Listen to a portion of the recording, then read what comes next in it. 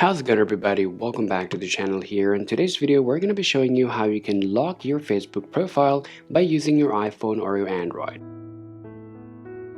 Now, if you want to set up a lock for your Facebook profile, the very first thing that you want to do on your iPhone or Android is very simple. Just go ahead and open up your Facebook, and afterward you need to tap on your menu.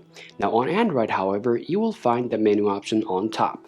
Go ahead and tap on there, and quickly afterward you need to scroll down to your setting and privacy. Go ahead and tap on there and simply tap your settings. Once you're here, you need to scroll down here and you have to open up your profile locking option. Go ahead and tap on there, and now you're going to be able to see this option. Now if you enable this on, nobody will be able to see your friend list, your pictures and more unless they're your friends.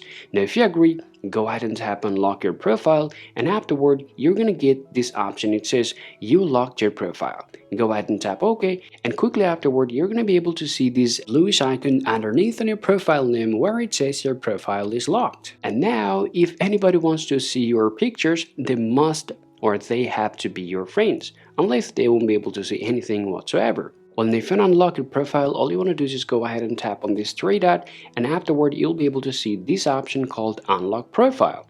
Go ahead and tap on there, and now you have to tap on unlock, and afterward you have to just tap on unlock your profile, and now you're going to be able to see, now it says your profile is now unlocked. Go ahead and tap on there, and then you'll be able to see this bluish icon which was previously in here. Now it's gone. That means your profile is completely unlocked. Alright guys, so this is how you can lock and unlock your profile by using your iPhone or Android, and this is how you can do it. Hope you find this video useful. If so, drop a like and subscribe to the channel to get more useful video content for yourself. Thanks for watching, and I'll talk to you later.